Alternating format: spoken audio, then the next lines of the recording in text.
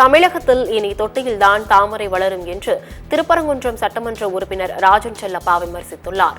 மதுரை திருப்பரங்குன்றம் பகுதியில் அதிமுக சார்பில் நீர்மோர் பந்தலை திருப்பரங்குன்றம் சட்டமன்ற உறுப்பினர் ராஜன் செல்லப்பா திறந்து வைத்தார். பின்னர் செய்தியாளர்களை சந்தித்த அவர் டிடிவி, ஓபிஎஸ் போன்றவர்களுக்கு தமிழகத்தில் வேலை இல்லை என்றும், ராமநாதபுரத்தில் ஓபிஎஸும் தேனியில் டிடிவியும் வெற்றி பெறுவதற்கு வாய்ப்பே இல்லை எனவும் சாடினார்.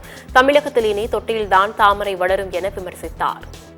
முன்னணியில் இருக்கக்கூடிய முதல் கட்சி அதிமுக.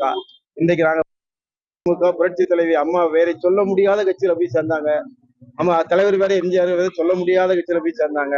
சும்மா சமயத்து பயன்படுத்துகிற கட்சி. அம்மா பேரையும் தலைவர் பேரையும் பயன்படுத்துறவர்கள் பிஜேபி காரர்கள். அந்த பயன்படுத்துற கட்சியில போய் அவங்க 2 பேரும் சேர்ந்துட்டாங்க. அவங்க வரலாறு இனி அதோட தான். தாமரை தொட்டியில தான் அவங்க இருக்க முடியும். ஆகிய தாமரை தொட்டியை விட்டு அவர் வெளியே வருவதற்கு வாய்ப்பில்லை. ஆகிய அவர் வெற்றி பெறுவதற்கான வாய்ப்பும் இல்லை.